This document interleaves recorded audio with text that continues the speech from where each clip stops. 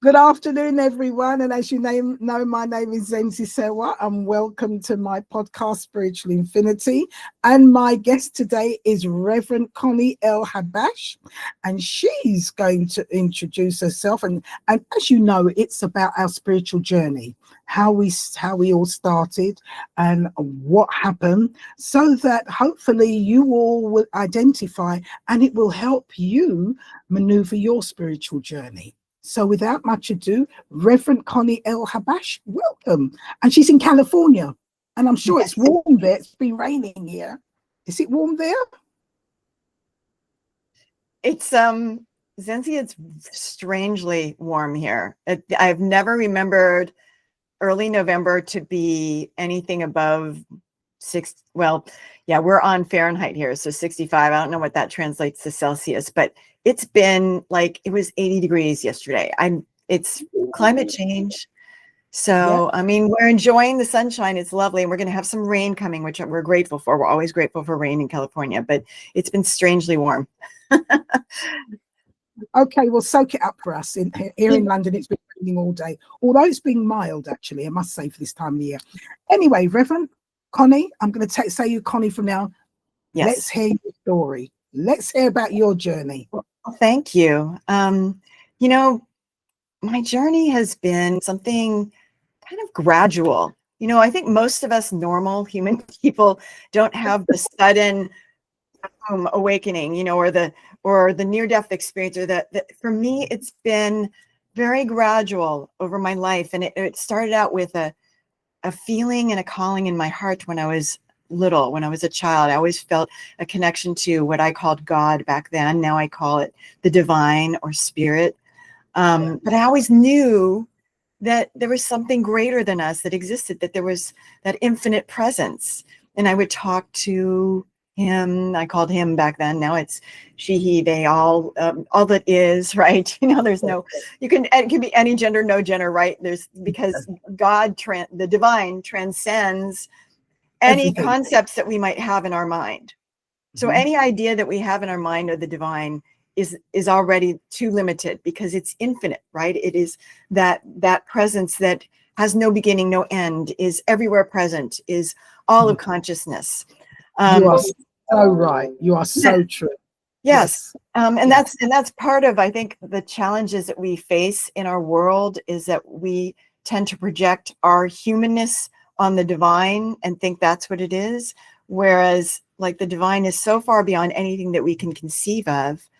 It's best for us to, in my opinion, to kind of let go of forms and expectations and open to what the divine brings us here in this moment, because the divine is always here.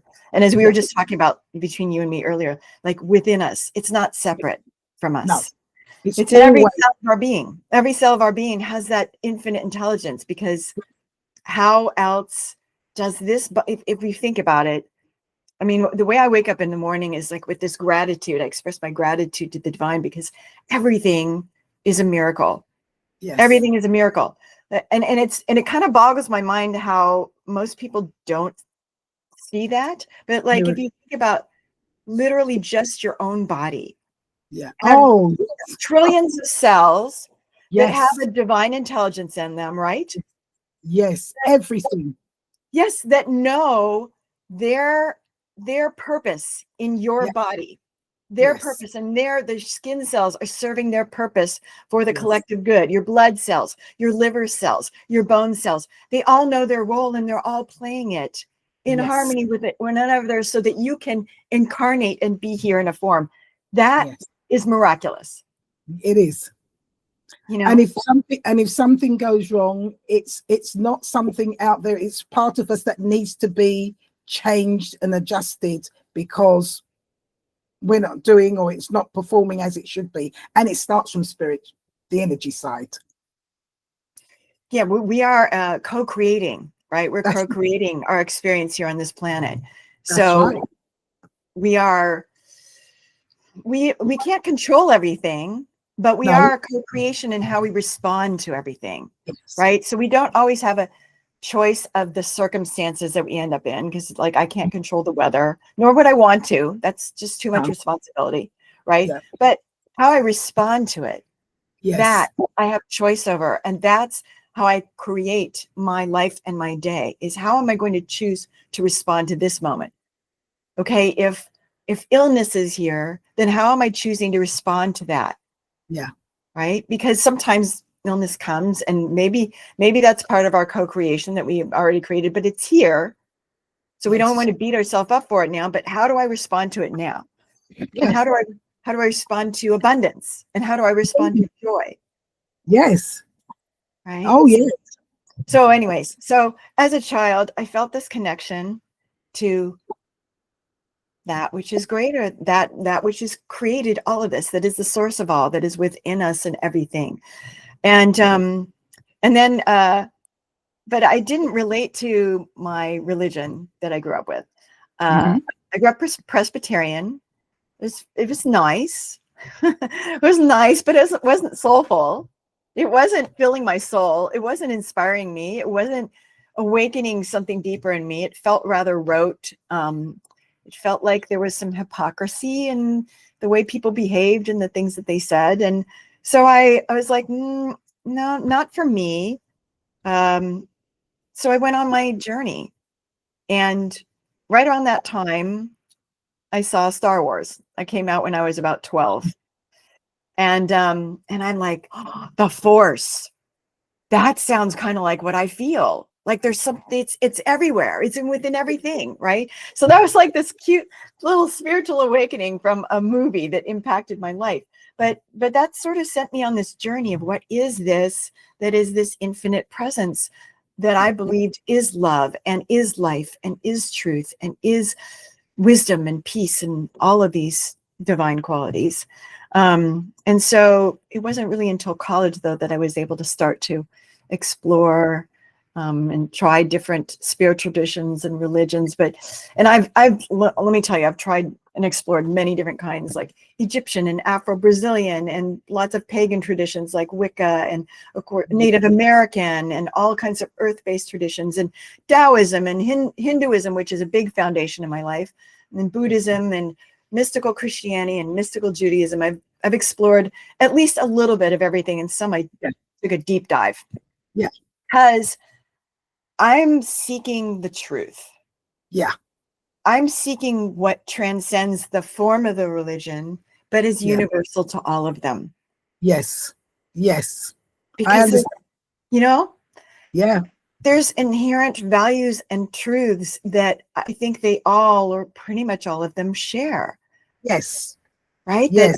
That we are to be kind to each other, that we are to treat one another as our own self. Yes. That we are to be embodiments of love and compassion. Yes. That we are to stand for the highest truths. That we are to care for our planet. Yes. Which we're failing miserably at. Oh, yes. Mother Earth, who sends us so much love, and we do so much nonsense. Absolutely. And we're all a part of it. We are all a part of it. We are not, that's the thing, is that we're raised with this idea, especially those of us who are in urban areas, and it's not our fault because that we're in urban area, but when we are, there's already been created this separation between us and nature. So one of the things, since I haven't really said what I'm about, I'm a licensed psychotherapist here in California, a marriage and family therapist. I'm an ecotherapist, which means I take people out into nature, or I bring nature into the session, because the divine is so palpably felt and manifest through nature, and that it can become the co-therapist in the session. Yes. And I'm an interfaith minister, so you can see that my pursuit of the truths of all religions, interfaith is studying all traditions and honoring the spiritual path of the individual. Yes. So we each have our own unique path. Yes. But looking at the wisdom that's shared in all of them. And I'm a longtime yoga and meditation teacher. I've been teaching yoga since 1993. So I weave all of that into this tapestry of that's holistic, that's embodied. Because I feel our spirituality needs to be embodied. We're here in a body for a reason. Yes. So let's honor, and as I was talking about, the sacredness of our body, and be in our bodies in a enlightened way, in an awakened way. Because we're spiritual beings with a physical body having a human experience. Exactly, right? We came in here to be a divine being, yes, in form, and to experience being divine in a physical form and in a physical world. Yes. And then to remember that, to awaken that, to become conscious of that, through our lifetime, and especially, I would say, through the journey of aging, because aging reminds us, yes, you've been here in a body, but guess what? That's not who you really are. That's only your temporary clothing. That's only your temporary. You're going to return to the realm of spirit and let go of this form. Yes.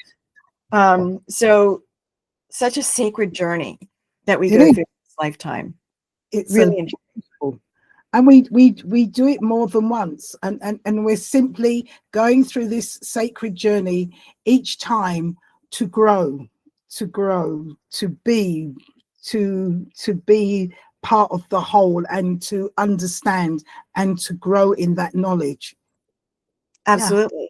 There's the infinite, the divine is infinite, right? Yes. So we can infinitely expand and grow and awaken and explore and discover who we really are and what is possible, because there's infinite possibilities in this.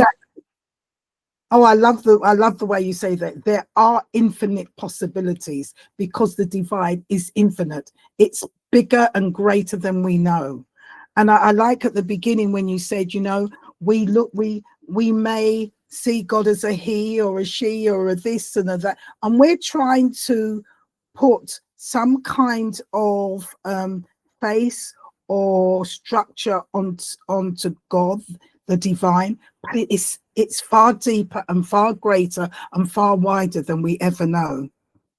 Absolutely. And that's a challenge that I am often faced with, because we usually need some form of the divine to connect with.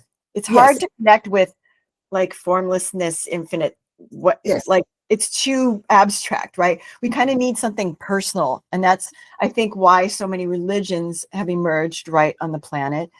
Some people see it through nature as literally like the sky and the waters and the trees. And I experience the divine through all that too. But some people see the divine through particular forms or through particular words in their traditions, right? And like, for example, Hinduism, which is a big foundation for me, is actually not polytheistic the way that people perceive of that. There's just all these different forms that have emerged for people to relate to, but they acknowledge that the divine consciousness is Brahman. It is one. It is only one consciousness, but it expresses through these infinite forms, including us.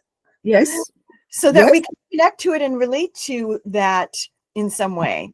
Yeah. And so when conversation, I'm sorry, go ahead. And it's like when I'm saying Reverend Connie, so we know this is Reverend Connie. When we say George, we know this is George. We've given it so that we can connect. But when it comes to the divine, it's endless. Yes. But as you said, we need to have something. We do.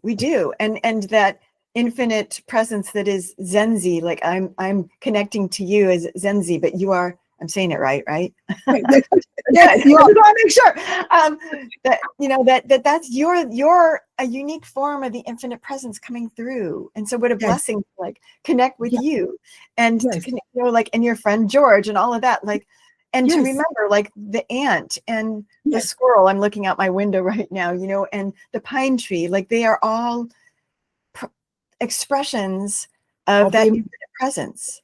Yes, of the divine, infinite divine. It's true. Yes, and like we're talking about infinite potentiality and possibility here in this present moment. I remember I was leading a retreat 2 weekends ago. We were outside. We were doing a practice called Sit Spot, which is, it's like an eyes open meditation in nature where you're allowing yourself to receive all that is here, all that you see and hear and can feel within you out in nature. And I was looking at the most ordinary thing on the ground, which was the dead leaves from this tree.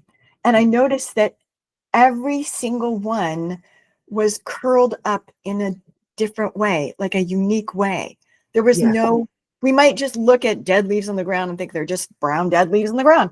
But then you look at closely, each one of them formed in this different, they curled, you know how leaves dry up and they curl up. Not any one was exactly the same. That's rather mind-boggling when we think about it. Like, no, we look at the leaves on the tree or the needles on a pine tree and we think, oh, they're all the same. But actually, each one is unique itself. It's forming its own uniqueness. No coloration is exactly the same. No shape is exactly the same. And that's the possibility of the infinite present moment. Like, yes. We could, you and I, we could go in infinite directions in this conversation, right? We can. And so the same is possible with our thoughts and where we direct our thoughts to, right? As I was talking about our response to this moment, our choices in this moment. We have infinite possibilities available to us based on where we choose to focus our attention and our thoughts. And that creates then the next unfolding possibility. Because if you and I talked about a dumpster fire, for example, we're going to unfold that possibility, which may not be, I mean, maybe we need to talk about a dumpster fire because there's plenty of them going on. But then if we talk over here about like infinite awakening and the possibilities of our heart and the capacity of our love to grow and expand, then we're going to go in that direction, right? And that's going to unfold things too. So the power of our words, the power of our thoughts, the power of what we attend to, our attention, will then affect the next unfolding possibility. And that's exciting to me. That's the awakening process. And this is what we need to understand when we say we are co-creators, because as you said before, it's how we respond to things. It leads us from one step to another to another. If we respond in one way, it will lead us there. If we respond in another way to the same thing, it will lead us in some other direction. So it is our response at every moment, every second, that creates our presence and our future. And our future. And before people start to get worried about that, because I can understand if people are like, oh my God, but what if I think a bad thought, or what if I choose a bad thing, or what if I just did an awful thing there? The great thing is there's infinite grace. There's infinite grace to like choose again now. Okay, so I had a harsh word there. I'm going to choose again now. I'm going to choose something different. I noticed that as soon as we become aware of it, then we have the potentiality to shift the direction, to change the trajectory that we're going on. We can forgive ourselves. We can forgive others, or we can, if we can't forgive others, because I know sometimes that's hard. And I always tell people, don't force forgiveness, because it's got to come from a genuine process. You don't want to be like, flight to light, or what's the other word for that? It'll come to me in a bit, but we don't want to just put on a face that, oh, I'm forgiven and I'm all happy, and but really we aren't.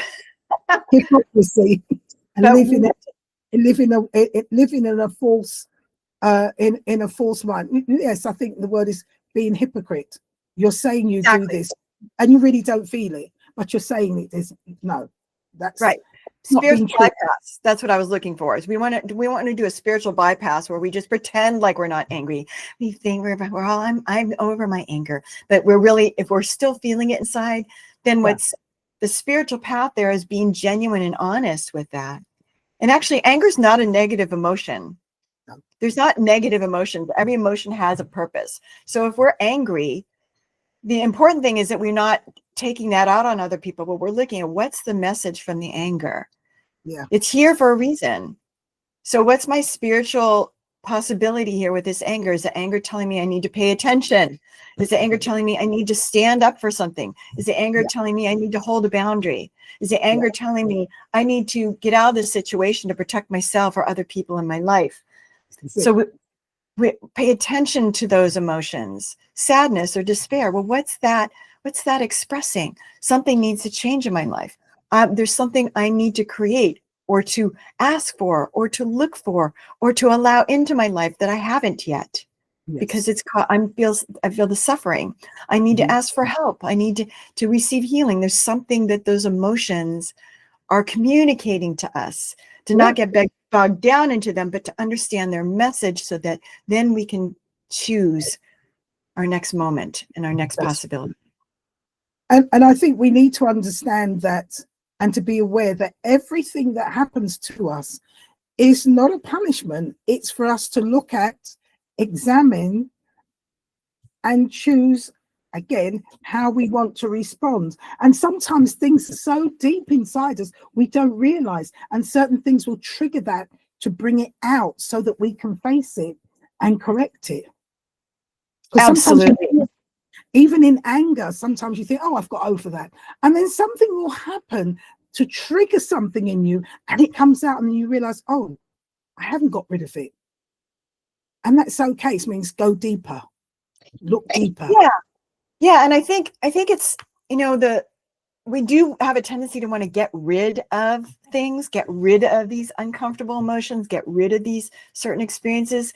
But yes, as you're saying, they come to us for a purpose. They come to us for an opportunity to shift and grow and awaken something that hasn't been awakened yet. I just went through a little process like that. I go through these mini processes. I'm not beyond like all our human emotions and experiences, right? But when they come, now I inquire, okay, what is it that you're bringing to me? What is it you're wanting to awaken me? What is it you're wanting to show me? I'm asking that infinite presence, right? And this last week, I went through this. I go through these periodic shame spirals because I'm a recovering perfectionist, and I'm often wishing I was doing everything perfectly. And so when I do something not good enough, and I do something that falls short or disappoints people or whatever, I can go into this spiral of shame and feeling terrible and bad and awful about myself, which is way too extreme. And so I was feeling it and feeling the pain of that. And then I'm asking the divine, well, what is the message here for me? What are you trying to awaken in me? And I realized that shame is the other side, is the flip side of pride. And if we allow ourselves to get into pride, into thinking, oh, I've done something great. Oh, that's something. Oh, I'm so proud of myself. It's eventually going to swing to the other side of that. We're going to go into shame at some point, because at some point we're going to fall short too, right? We're not going to be perfect. And so this was the real blessing and gift to me, which I was expressing my gratitude to the divine for bringing up that shame in me to see the other side of that. And that I can't keep flipping between those if I want to really awaken. No. That the awakening is from transcending that flipping back and forth and coming into a place of equanimity or inner balance, of coming into a place of humility where I can be both confident and humble at the same time, of coming into a place of contentment in this moment. Who I am and what I'm offering is enough in this moment. What I'm receiving is enough in this moment. It doesn't have to be perfect for it to be enough, and for me to allow myself to be filled. And so I look at all of those situations as blessed opportunities to awaken something in me. No, you said something very much that we really need to understand within us, is that sometimes we have this feeling that we have to be this perfect and do everything correct, and we don't, because we're human and we're having to handle so many different things, and in that we're learning and we're growing, and we're being human, and we have to realize that we do make mistakes. And I know with myself, sometimes I can beat myself up if I've upset somebody because I feel shouldn't have, and because I should have known better. And because of that, I can hurt more than that person, because I felt I should have known better, and I've done what I shouldn't have done. And then I have to say, it's okay, learn from it, be more aware. Don't react so quickly next time. Maybe count from 1 to 10. Understanding why we do what we do or what happens, and forgiving ourselves, because that's part of the process as well. Absolutely. Yes, forgiving ourselves and realizing that, like you said, we are going to make mistakes. And so we're if we can approach these moments that are difficult, that are uncomfortable, as the opportunities to see, oh, you're showing me how I could do that differently. You're showing me a better way. You're showing me what might be more loving and compassionate, and that it's okay that I missed the mark. I mean, that's just the process of life, right? There's something I call the saint syndrome, that when we step on a spiritual path, we start to expect ourselves to become saint-like, right? We expect ourselves to be, okay, now I'm going to be goodness and light and love and all that. And then when we find that we're not a saint, then we go, oh no, I'm so terrible and awful. But like, no, we don't need to fall prey to the saint syndrome. We're not expected to be like that. We are ever unfolding beings. So we're going to have infinite possibilities. Like that's what's exciting, is I have infinite possibilities for creation and for what I can offer the world and how much love I can bring forth, and also infinite possibilities for discovering how I can respond better, how I can be more effective, how I can be more loving and less reactive, right? Yeah. And it is realizing that this is what we're here for. We're here to grow, and in growing we change, we're transforming. This is why we're here, because I believe we've lived many lives, and each time we're coming, we're growing, we're transforming, and we are getting better. And if we don't look at it and say, okay, let me try that one again, and it's infinite possibilities, infinite growth, and that learning. And it's just, and to remember, we're here to learn. Absolutely. We're here to experience, and it's okay. It is. And something that crosses my mind as we're talking about this is there are times where we might believe that as a spiritual person, we should flog ourselves when we make a mistake. Somehow punishing ourselves is what we have to do, because we should have been. And that's absolutely false. That yes, we want to see where we've made an error and adjust our focus, adjust our thoughts, adjust our choices. And like you said, forgive ourselves. And that might not come instantly, of course, but that's okay. Then when we're feeling the pain of having made a mistake or having hurt somebody's feelings or having let somebody down, then we have an opportunity to hold ourselves with compassion. Yes. Just like we would be compassionate towards someone else who's suffering when we're suffering. Part of our spiritual practice and awakening is being compassionate for ourselves, whether we made a mistake or whether we're just injured our knee or something, to pause and treat ourselves with care and kindness. But something, just as you said that, it is in our suffering, it is in us doing something wrong, that we then can have compassion when others do things wrong. And this Absolutely.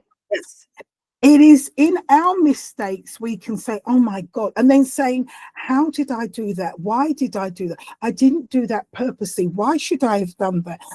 I'm not that wicked person. In understanding that of yourself, you can then understand when somebody else does things wrong, because they're doing the same thing. Why did I do that? Why should I have done that? What could I have done better? They're going through the same thing. So when you can identify your mistakes and realize that you're not bad or evil, and whatever made you do that, same thing with the other person. Whatever made them do that. Absolutely. So we shift from judgment of ourselves or judgment of others, because we might also subtly think that, oh, I'm spiritual now and they're not, and we shift from judgment to humility.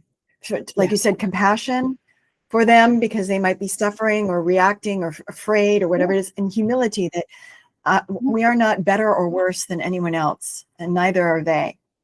We're all expressions. We're all unique expressions of the divine. And some of us just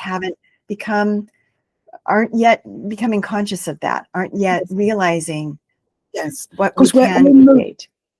We're all moving at different paces. So where we can identify something, understand it, take it on board and move on, others may not be able to identify as quickly, but they will. So we're all at different paces, but we're all getting there. So it's to say, bless them, they'll get there, because we're all trying. We're all Absolutely. trying. And as you talk about pace, it makes me think that there's a kind of an ironic, what am I looking for the word? It's kind of surprising and ironic that we actually grow, I think, more fast, or I don't like using that word because it's not accurate, but we actually have more capacity to expand and grow and awaken here in this moment when we slow down. It's kind of ironic that actually our progress will accelerate when we slow down into the present moment and we become really present here. And when I say present, I'm talking about presence is bringing your awareness and your attention right here into this moment with a quiet mind. So the thoughts are not very active. They might be in the background, and an open heart. Yes.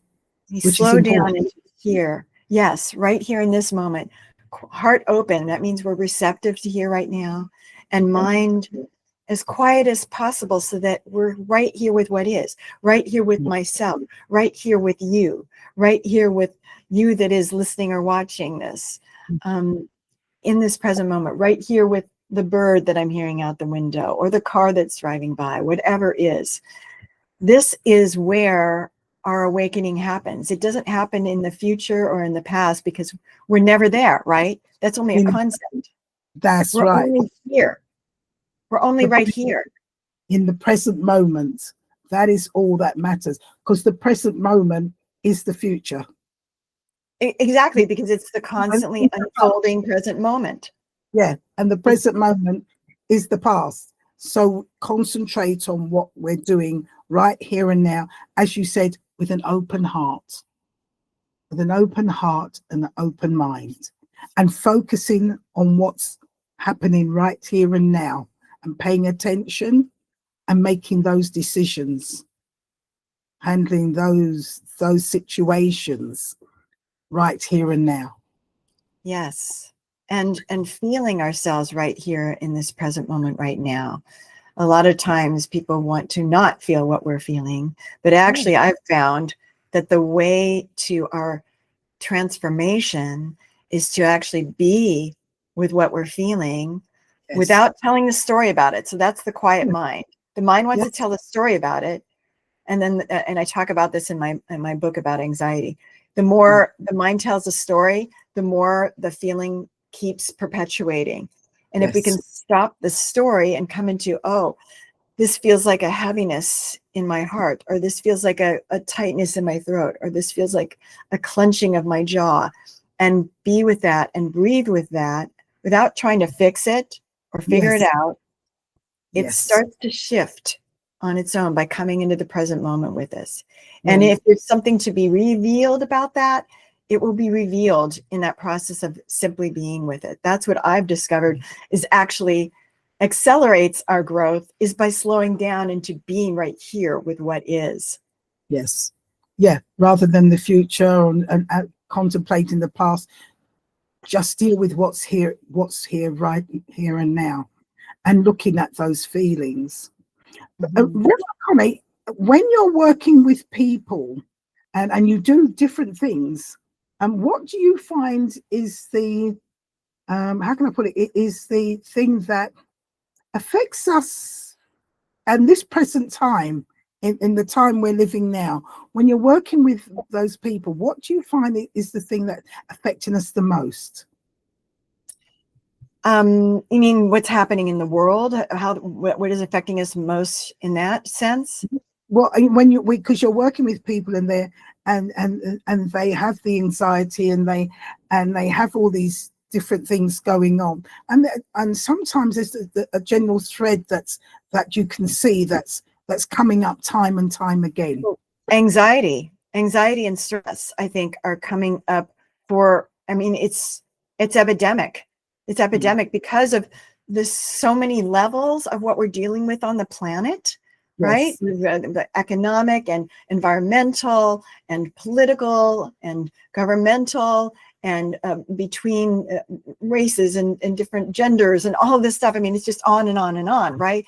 And I see this particularly with like the Gen Z kids who are coming into their adulthood. Like my daughter's on the old end of that, so she's in early adulthood right now, and the world that they're facing is so different than the world we grew up with. What they're looking at in terms of what's going to happen with climate change and with our economic systems, and that it's hard for anyone to afford to buy a home now that the young people coming into the workforce, and the cost of things, and the polarization that's happening, at least here in the United States, but I think somewhat around the world too. But it's extreme. It's getting to be extreme here, and there's Just so much. Yeah. Sorry, just before you go, I spoke to a friend earlier today, and you've used the same word. What age group are the Gen Z? The Gen Z, I believe they were born starting in 2000, I think. And they think they go to 2010, 2015. I don't know for sure. I just know my daughter is one of them, right? Yeah. So you're looking at an age range of probably around 18 to 23, 24. Well, even younger and older. Well, yeah, maybe up to 24, but even younger than that too. So probably like 14, 12, 14. I'm not sure. I'm not the expert on Gen Zs, but they are the ones that are like, coming into age right now. They're coming into awareness, right? They're either preteen, teen, or young adult, right? Yes. And they're faced with so much, and yet we are going to be looking to them to lead, to create, to transform, and to make different choices. We are going to need to make, if we're working on making different choices, right? But they're going to need to really be the leaders in that, because they're going to be facing more of the effects of what we've created from our generations. So, and it's so important for them when anxiety comes up, because I see a lot of anxiety in that age group, but in any age group that I'm working with right now, is for us to come back to the present moment, because we can project into the future so much, right? Or think that it was better in the past, but we're here right now. We came into this life to be here in this very moment. That's to contribute, to make a difference on the planet, to be leaders in awakening and shifting the trajectory. I mean, we came in at a very intense and challenging time, and an exciting time to be able to make a difference. And so it's so important for us to care for ourselves, to not ignore that anxiety or stress that might be coming up, but also use that as, okay, that's the doorway into greater love. We worry or we have anxiety or stress because we care, because it matters. This planet matters. Our lives matter, the lives of those we love, the beings that we love, the animals and the plants that we want to see continue to flourish on this planet. We came here because we care, and we want to make a difference in shifting the trajectory. And it all comes down to this present moment and what we choose now and now and now. Do you also find in your work with this generation of the Gen Z that are they aware of that infinite presence? Are they aware, and are they wanting to be aware? Are they looking, and are they asking the questions? Because in order to be present and sort these things out, we have to be aware of that spirituality, of that connection, that we have that power, that we are not just beings that, oh, we've got to do this, and we have the power within us, because we are connected to this divine. There is this greater power. So do you find that that generation are becoming aware, or are aware, or and asking the questions and wanting to hear about that divine in order to solve those issues? I think many of them are struggling with that question, that are not yet aware, because so we've seen like a shift in religion and in its impacts in society and culture, and there's less people in that generation now going to different religious institutions or practices, but and that might need to be happening for us to evolve in our spirituality, to find what I feel is like a oneness or a connection between all the religions. But whether so the problem with that is that there's not so much of a community for them to go to now for support in that awakening. That, you know, we used to have churches and synagogues and mosques and all that. We still do, but there's not as many people going to those now, at least not to the Christian churches here. So but they need a support system, that we need a community. We need, and so those are starting to shift and change and reform, because I think they're seeking that. They're seeking like, what brings meaning to our lives? What is the purpose of being here? Who are we beyond this lifetime, right? I think any of us who have any inkling of spirituality are asking those questions, right, from a young age. And so we need to provide them support and things like your show here to help show them the way of like, okay, there is a way of connecting to the divine and to God. If religion isn't speaking to you, there is a spiritual path for you, and we can create these communities. That's what I try to do, is I try to create community for people to awaken together. But I think the young people are struggling with that right now, and it's the elders, us elders, that need to show the way for them, that need to exemplify that with how we live our lives and what we share in our beliefs and how we connect to the divine. Now, thank you so much for saying that, because if the young people are struggling, and they're struggling because we, the elders, are probably not doing what we're supposed to do to help and living that way, because the young people say, well, there's nothing there. And it is down to us older ones who have that spirituality to stand up and come out and share that knowledge.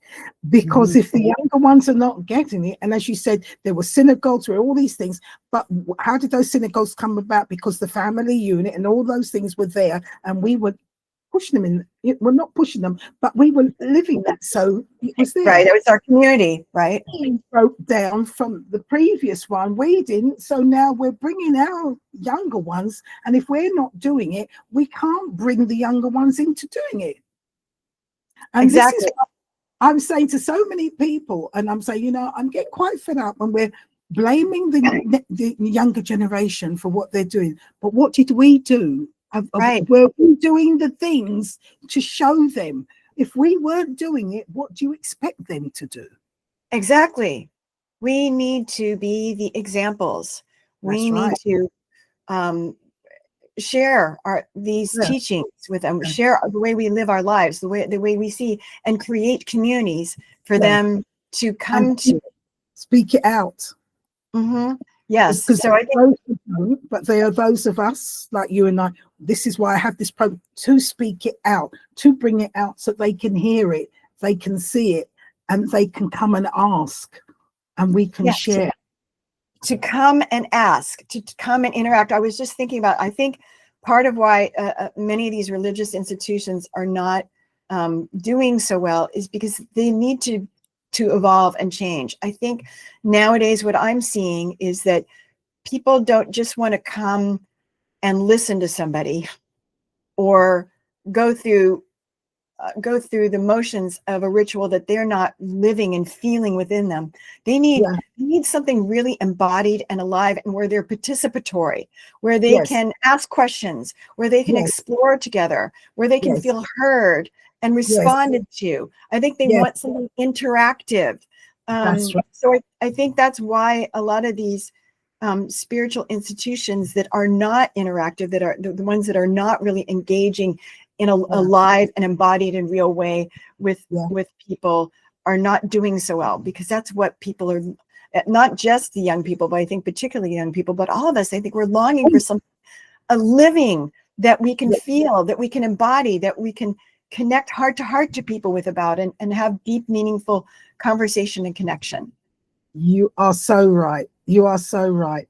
And we need to stand up, those of us who are on that spiritual path, and we need to show it within ourselves. And it's not by being this great success, but just how we are, just how we approach things, by us standing up and speaking, by us trying to show how we deal with things, and be willing to listen and be willing to hear people who are going through, and sit down and try and understand them and say, there isn't a way, try it this way or try it that way.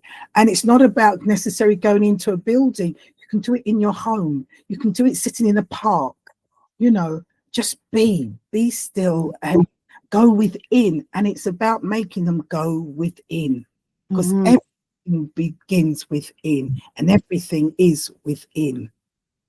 Absolutely. And I think if we can start to share, I mean, the spiritual traditions of the world are very rich, and there's amazing teachings in all of them that I've found. There are amazing teachings, and if we can start to share it in a way that helps them go within, to find that within themselves, and share those teachings in the sacred scriptures and the great ascended masters of all time, right?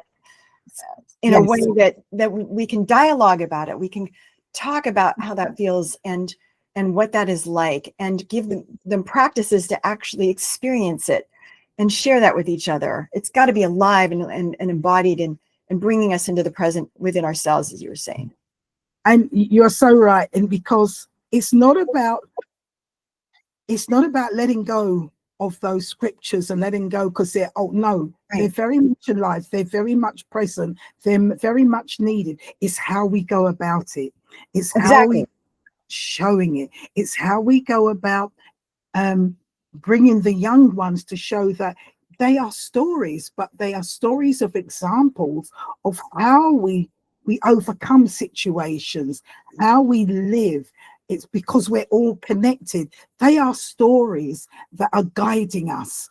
And you need to sometimes read those stories in order to know what you can do in this present moment in time, because they are not old. They are very much related to today. And it's how we approach and how we talk to it. Not in a dogmatic way, but in an all-encompassing, to say it's about present day. It's a guidance. It's a guideline. But everything is within, and connect to that within to help us how to react and how to produce those results we want in the situation we find ourselves today. Yes, I agree with you. Those ancient stories, those ancient teachings from whatever tradition one is in, they have incredible value today. They are metaphorical for exactly what we're going through today. Very much the same kinds of struggles, but just with different clothing on and different vehicles. This is it. So, yes. Same situation, but in a different setting. It's the perennial philosophy. The perennial philosophy is what it comes up again and again through history and through time.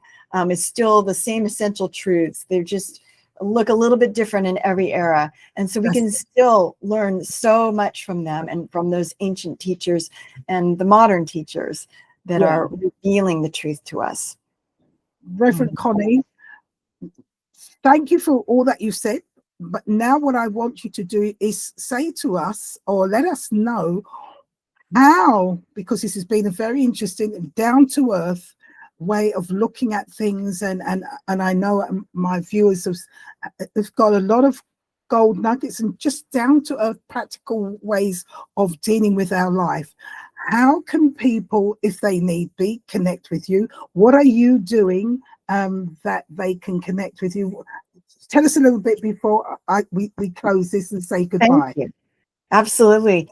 My website is Awakening Self, like yourself, SELF, awakeningself.com. And on there, you can find all kinds of different events online and in person. So I do offers retreats and things in person, but I have some online communities because I'm very much about creating community and supporting people on the path of awakening. So I have the Awakening Women of the Earth community, which is for spiritually oriented, conscious women who love nature and this planet and want to grow together and also want to serve and give back and support our beloved Earth. So that's a free offering that I have once a month. People can find out about that on my website. I offer a number of online groups and courses. I have the Sacred Path of Aging for those of us 55 plus. And how the aging process is actually designed to deeply awaken us spiritually, and that the challenges of it are all opportunities to cultivate divine qualities. That's coming up in February. I have a spiritual support group coming up in the new year called the Redwood Circle, because redwood trees tend to grow in a circle and their roots hold each other's roots. And so they support each other that way and hold each other up. So we're going to have that spiritual support group for each other. And of course, I'm a psychotherapist. I see clients online and outdoors in nature here for ecotherapy. And I do spiritual mentoring for people around the world who want to deepen in their growth, in their spiritual life and their awakening. So lots of different. Thank you so much. Now, before I say goodbye, can you leave us with a nugget or two that you can share with us that will help our viewers along their path of their awakening path? Yes. Nature to me is the greatest spiritual teacher. And if you have the opportunity to go outdoors somewhere, it might be in your local park, it might be in your own yard, it might be on your balcony, it might be even just looking out the window at the clouds and the sky, and be present with nature. And that nature, if you sit with it, teaches us so much. Everything in nature is divinely expressing itself in the best way that it can, and is fully present in the present moment. Every bird is fully present here right now, whether they're singing or whether they're eating seeds off of the ground. Every flower is being fully present in expressing itself, and then letting go of itself when it is done. Nature goes through this cycle of seasons, and that's a metaphor for us to allow ourselves to awaken, to open, and to let go of the things that we don't need anymore, that are complete or done or not serving us anymore. There are so many things, there are infinite things. And of course, the miracle of how does a blade of grass know to be a blade of grass, right? The miracle of it all, and the beauty of it all. So sit out, spend time out in nature, however you can. Feel the breeze on your face, smell the air, touch the dew on the grass or the bark of a tree, and let it bring you into the present moment, into the wonder of this planet and this world, and how you can be more fully present and awaken yourself right here in this moment right now. And I guess the other thing that I would share is to be right here with you as you are right now. You don't have to become perfect or someone other than who you are. Actually, the journey is to be more fully authentic of who you are right now. That's the way to your awakening. It's not by trying to make yourself someone that you aren't. That actually your true divine self, you're uncovering who you really are by allowing it to emerge in this present moment. And that might mean feeling what you feel, but not reacting from the feelings. Choosing your conscious response in this moment. What's my truest, highest self? How would I like to respond? That part of me, respond to this moment. It's all available to you right here, right now, within you. And you don't need to make yourself into someone else. You need to uncover who you really are. Thank you so much for saying that, because we are living in a time when mankind, and I should say humankind, It's time for us to be authentic, to Mhm. be we really are, and to not be afraid to sit quietly and say, who am I? And look Mhm. deep. It is about us being authentic in all its shades, in Mhm. all its shades, because until you do that, how are you going to grow? How are you And going what to let go and what to hold on to? absolutely. And that question that you said, who am I? It's such a powerful question. It reminds me of a great spiritual teacher, Ramana Maharshi from India. And that was his main teaching, was us asking, who am I? And to really understand that we aren't our thoughts. We tend to believe that we're our thoughts, but we're the one that thinks them. We're the one that witnesses them. We're the ones that can choose whether we want to follow that thought or not. We're the ones that are seeing ourselves and holding ourselves in care and compassion. So seek that one, that I that is beyond the thoughts and beyond the body and beyond the emotions, that is that consciousness that is ever present, which is inseparable from the divine. Thank you so much for that. It is the seek that is beyond our thoughts, that is the divine, that is within us. And with that last word, and that's so powerful, Reverend Connie El Habash, thank you so much for today. Thank you for all my viewers who have been with us today. I know you've got a lot of nuggets, especially that last one. We are greater. We're not our thoughts. And it's something that we need to really sit down and come to terms with, because I know for a lot it's like, but it's true. And you're hearing it time and time again on this program. So until next time, ask, who am I?